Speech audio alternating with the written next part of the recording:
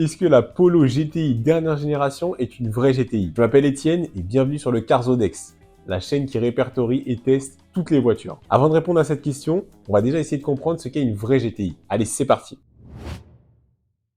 GTI, Grand Tourisme Injection. Ce nom tire son origine du terme GT. Les GT, c'est des véhicules qui mêlent performance et confort. Et du mot injection, essence, qui est arrivé dans les années 70, c'était un nouveau système d'alimentation sur les véhicules qui remplaçait les carburateurs. Mais une GTI, c'est quoi au final? Eh bien, c'est une voiture compacte, légère, polyvalente, mais aussi performante et surtout une voiture plaisir. La toute première voiture à avoir porté cette appellation, on la connaît tous, c'est la Golf. La Golf GTI première génération. C'est littéralement la mère de toutes les GTI.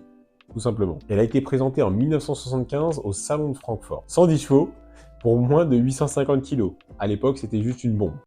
Ça pousse. Certes, à l'époque, mais aujourd'hui, cette fiche technique, elle fait pas non plus rêver. Volkswagen prévoyait d'en vendre seulement une petite bouchée, une petite poignée, et finalement, ça a été un succès mondial, puisqu'ils en ont vendu plus de 400 000. Beaucoup d'autres marques ont récupéré un petit peu cet esprit GTI pour l'appliquer à leur modèle. On pense notamment à Peugeot, avec la 205, Renault avec la Super 5 ou encore Honda avec la Type R. Et bien sûr, Volkswagen a décliné l'esprit GTI à d'autres de ses modèles, dont un qui nous intéresse particulièrement aujourd'hui.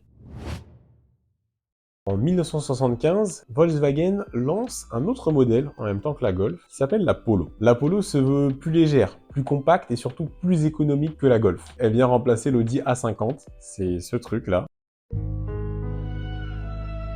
En commentaire. Et elle va viser une clientèle plus modeste qui cherche simplement un véhicule pratique pour se déplacer. Volkswagen a très longtemps voulu garder cet aspect économique pour la Polo, ne laissant pas de place à une quelconque sportivité sur ce modèle. C'est pour ça que la première Polo GTI n'est arrivée qu'à la troisième génération de Polo, en 98. Avant ça, dans les années 80, il y avait eu la Polo GT, avec un moteur certes puissant, mais pas très performant. Et il y avait aussi eu la Polo G40, qui elle, pour le coup, était quand même assez sportive, mais produite à très peu d'exemplaires. Et surtout, elle n'avait pas le fameux logo et le fameux sigle GTI. Bref, la première Polo GTI, c'est un 4 cylindres atmosphérique de 125 chevaux pour 1000 kg environ. C'est compact, c'est polyvalent et c'est fun. Mais elle n'avait pourtant pas fait l'unanimité à l'époque, car elle était plus chère et moins radicale que ses concurrentes, comme la Saxo VTS ou la 106 16S. Les critiques de l'époque la trouvaient trop sage, que ce soit en termes de performance ou en termes de design. Néanmoins, la base était créée, et Volkswagen a donc continué de produire des Polo GTI pour les générations suivantes. Ce qui nous amène à notre test du jour, la toute dernière Polo GTI. Heureusement pour nous, avec le temps, la Polo GTI a quand même gagné un peu de chevaux. C'est 207 chevaux pour environ 1350 kg. Donc en plus d'avoir pris des chevaux, elle a aussi pris un peu de poids. Le moteur, on est sur un 4 cylindres turbo, un moteur très connu du groupe Volkswagen, puisque c'est le 2 litres TFSI, qui est littéralement présent dans toutes les marques du groupe. Je vous fais la liste. Polo GTI, Golf GTI, Audi A3, Seat Leon et Cupra, Skoda Octavia RS. Et bon, Volkswagen, ils sont assez forts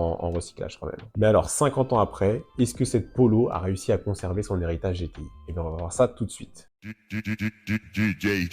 Hit é o brabo da putaria.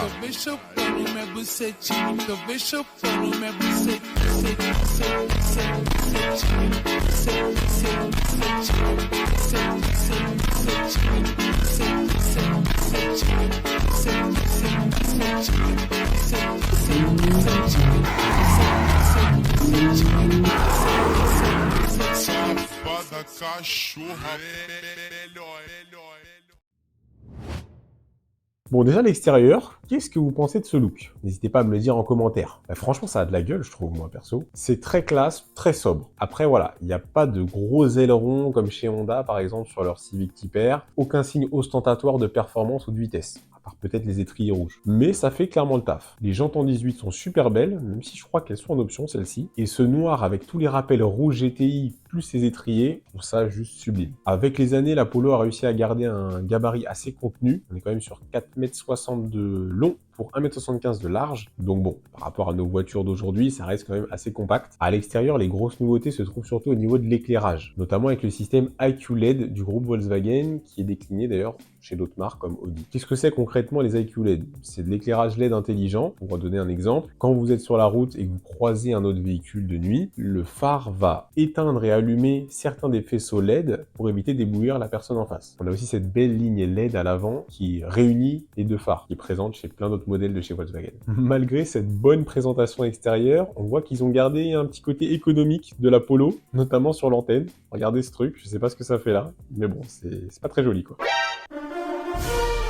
À l'intérieur, c'est pareil, c'est très convenu, tout est lisse, il n'y a rien qui dépasse. Bon, c'est pas très fou quoi. Le rouge que vous voyez partout à l'intérieur est en option. Et sur cette config, je trouve qu'ils ont bien fait de mettre cette option parce que ça rend super bien. On retrouve bien sûr sur les sièges le motif classique des GTI, directement hérité de la première Golf GTI. Les sièges restent en tissu, il y a du plastique un petit peu partout, mais bon, ça fait le taf et c'est plutôt bien fini. À l'intérieur, la Polo conserve du coup un petit peu son esprit économique, mais vous verrez plus tard que le prix pour le coup, lui, il n'est pas resté économique. On aura l'occasion d'en rediscuter. On passe rapidement sur l'arrière, rien d'excitant. Si vous êtes grand, vous n'avez pas de place, tant pis pour nous les grands. Et au niveau du coffre, rien d'excitant, vous mettez 2 packs d'eau et c'est terminé. Nous maintenant, ce qu'on veut, c'est rouler, alors c'est parti. Par où commencer? Déjà, le son.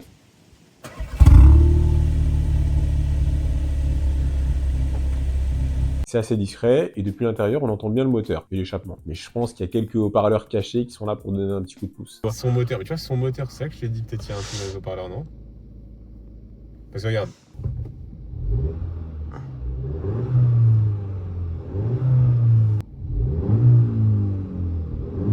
Tu penses? Ça fait pas le même bruit, hein. Mais bon, c'est pas désagréable, on reste sur une petite voiture, on n'a pas besoin de faire un boucan monstre. Ensuite, concernant la conduite, 200 chevaux sur les roues avant, c'est peut-être beaucoup pour cette Polo GTI, en tout cas c'est le premier ressenti qu'on a à son volant. Dès qu'on essaie d'attaquer un petit peu, que ce soit en ligne droite ou en virage, on a les roues qui patinent beaucoup de sous-virages, on sent que le train avant est complètement dépassé.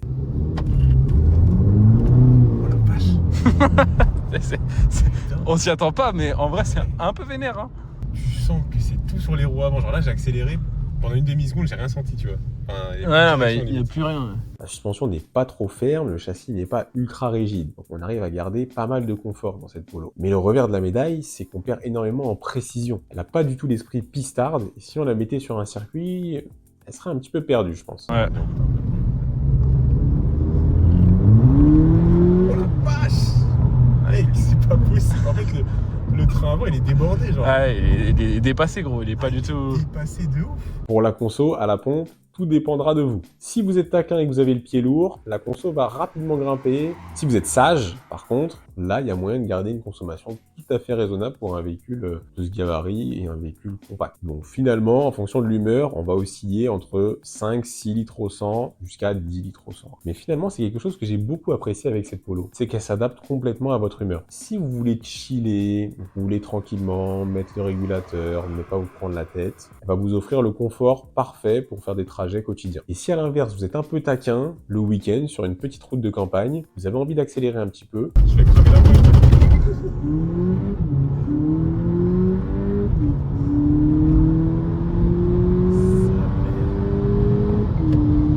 Quand même, hein. Ça marche, hein. 51 km/h. 0 à 50.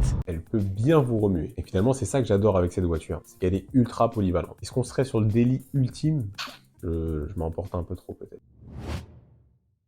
Alors, est-ce que cette Polo a bien mérité son badge GTI? Bien, selon moi, oui. Certes, on est sur une voiture peut-être un peu moins efficace que certaines de ses concurrentes, comme la Clio RS par exemple, mais on est sur une voiture ultra polyvalente. Et ça reste un des éléments clés de l'ADN des GTI. Un savant mélange entre polyvalence et plaisir. Après, c'est un petit peu compliqué de la comparer à ses concurrentes, puisque sur le marché du neuf, il n'y en a plus beaucoup. Il reste la Mini JCW, qui est pour le coup plus chère et plus puissante, ou sinon la Hyundai i20N, qui pour le coup est sa rivale directe. Même puissance, un petit peu moins cher. Le reste, malheureusement, elles sont toutes mortes. Et à leur âme. Bon, on a compris que cette Polo avait gardé son esprit GTI sur la partie polyvalence. Mais est-ce qu'elle a gardé son esprit économique d'antan? Bah, pas vraiment. À partir de 35 600 €, hors malus, ça commence à faire cher la petite citadine. Si je peux me permettre un petit conseil, si vous aimez cette voiture et qu'elle vous fait un peu de l'œil, passez plutôt par le marché de l'occasion. Quoi qu'il en soit, ça reste un très bon choix de daily, récent, confortable et un peu dopé. Et voilà les amis, deuxième voiture du Carzodex, et celle-ci, elle vient compléter deux familles. Dans un premier temps, la famille Volkswagen, et la deuxième famille, c'est la famille des GTI. On en a cité d'ailleurs quelques-unes dans cette vidéo, qu'il va falloir que je teste pour compléter la famille. On peut dire qu'on est sur du loot plutôt peu commun sur cette GTI. Voilà, ça reste assez soft. Dis-moi en commentaire ce que tu as pensé de cette Polo GTI, et également quel véhicule tu as envie de voir en test prochainement. Pour ne rien rater, abonne-toi, et on se dit à la prochaine. Ciao!